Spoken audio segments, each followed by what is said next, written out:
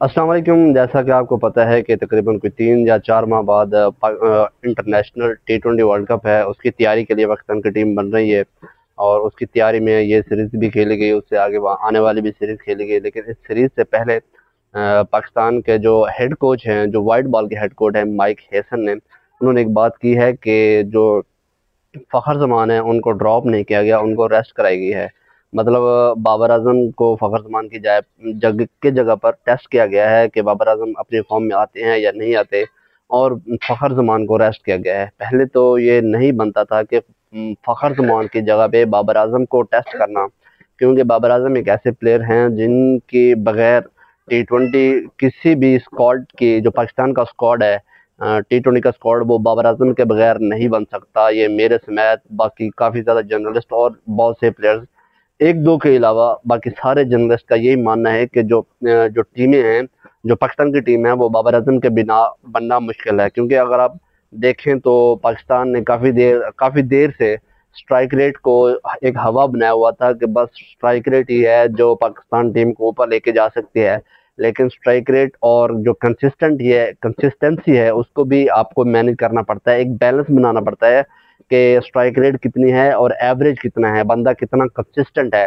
हाँ, एक मैच में आपको 30-35 कर देगा तेज, अगले मैच में वो चलेगा या नहीं चलेगा इसकी कोई गारंटी नहीं है। इसी बिना पर मुझे ये लगता है कि बाबर आजम की जो बैटिंग है उसमें एक कंसिस्टेंसी है, एक बैलेंस है स्ट्राइक रेट का और जो है एवरेज का। अगर आप पाकिस्तान की पूरी टीम देख लें तो जितने कंसिस्टेंट बाबर आजम हैं या जितने बाबर आजम कंसिस्टेंट रहे हैं, इतना शायद पाकिस्तान की हिस्ट्री में कोई नहीं रहा। बाबर आजम का 130 का जो स्ट्राइक रेट है और उसके साथ जो एवरेज है तकरीबन 40 प्लस एवरेज है, 40 की एवरेज है। तो इतनी एवरेज के साथ इतना स्ट्राइक रेट मैंने मेंटेन करना बहुत ही ज़्यादा मुश्किल होता है। तो इसी बिना पर मुझे लगता है कि बाबर आजम की स्क्वाड में जगह होना बिल्कुल पक्की है।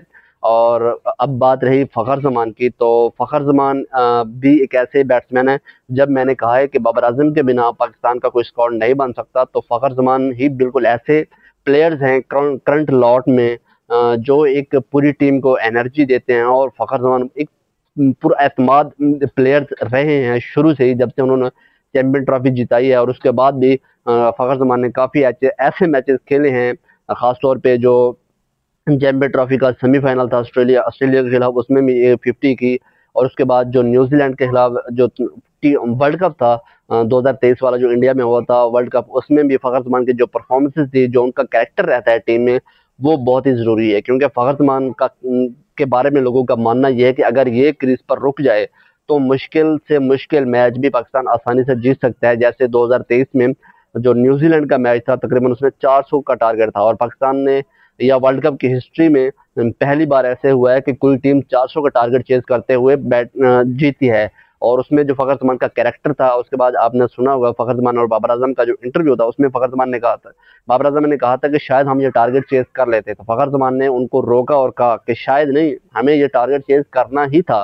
तो फ़खर ज़मान एक ऐसे बैट्समैन है, एक बहुत ही सुलझे हुए बैट्समैन है। हालांकि T20 में उनका इतना कोई स्ट्राइक रेट नहीं है, ना इतनी कोई एवरेज है ज़्यादा, और ना ही उन्होंने अब तक T20 में परफॉर्म किया है, सिवाय उस एक इनिंग्स के जो ऑस्ट्रेलिया के खिलाफ सेमीफाइनल में खेली थी। लेकिन फ़खर ज़मान, जैसे मैं बात कर रहा हूँ कि सेमीफाइनल में खेली थी, तो फ़खर ज़मान जो बड़े मैचेस होते हैं, जो बिग प्रेशर मैचेस होते हैं, उनको उन मैचेस में अपने नर्व को कंट्रोल करते हैं और उन मैचेस को में ज़्यादा परफॉर्म करते हैं। जैसे चैंपियन ट्रॉफी थी और उसके बाद भी जो मैचेस पाकिस्तान को मस्ट विन जीतने होते हैं, वो फ़खर ज़मान आपको करके दिखाते हैं। तो अब बाबर आज़म भी परफॉर्म कर रहे हैं, तो अब आप सोचेंगे, या मैं भी सोच रहा हूँ कि फ़खर ज़मान को अब किसकी जगह पर टीम में रखा जाएगा, क्योंकि बाबर आज़म ने परफॉर्म किया है, कर दिया है, और बाबर आज़म को ड्रॉप करना बिल्कुल ही मुश्किल है और महाल बन चुका है पीसीबी के लिए। तो अब फ़खर ज़मान, मुझे पर्सनली ये लगता है कि तीसरे मैच में जब साहिबजादा फरहान को कीपिंग कराई गई, तो फिर मुझे ये लगता है कि जो उस्मान खान है उनको बाहर का रास्ता दिखाया जाएगा और कीपिंग में सिर्फ साहिबजादा फरहान को रखा जाएगा। और जो उस्मान खान है वो वैसे वैसे भी नंबर 6 पर, नंबर 5 पर खेल रहे हैं, तो फ़खर ज़मान को दोबारा मिडिल ऑर्डर में जगह दी जाएगी। और मुझे ये लगता है कि फ़खर ज़मान बाकी सारे ओपनर्स के दरमियान फ़खर ज़मान ऐसे बैट्समैन है जो मिडिल ऑर्डर में भी अच्छा परफॉर्म कर सकते हैं।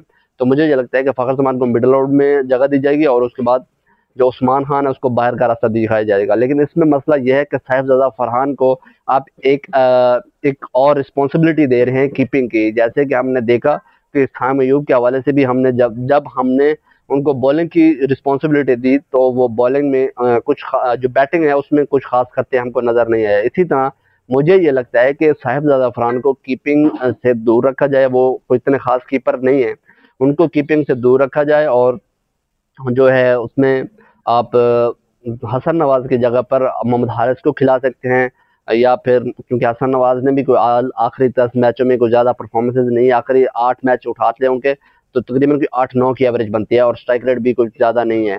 तो आप हसन नवाज की जगह पे मोहम्मद हारिस को ट्राई कर सकते हैं और साहिबजादा फरहान को कीपिंग से दूर ही रखें तो अच्छा है। क्योंकि हमने जब जब किसी बैट्समैन को कोई और रिस्पॉन्सिबिलिटी देते हैं, उनको कोई और जिम्मेदारी देते हैं तो हम उनकी बैटिंग से भी रहते हैं। तो जो साहिबजादा फरहान की जो अब तक की बैटिंग रही है, हमें चाहिए कि साहिबजादा फरहान को बाकी सारी रिस्पॉन्सिबिलिटी से दूर रखा जाए और साहिबजादा फरहान को कहा जाए कि आप सिर्फ और सिर्फ बैटिंग पे फोकस करें और बाकी चीज़ों को छोड़ दें। तो मुझे ये लगता है कि उस्मान खान को अब बाहर का रास्ता दिखाया जाएगा और फ़खर जमान उसकी जगह पर एंट्री करेंगे।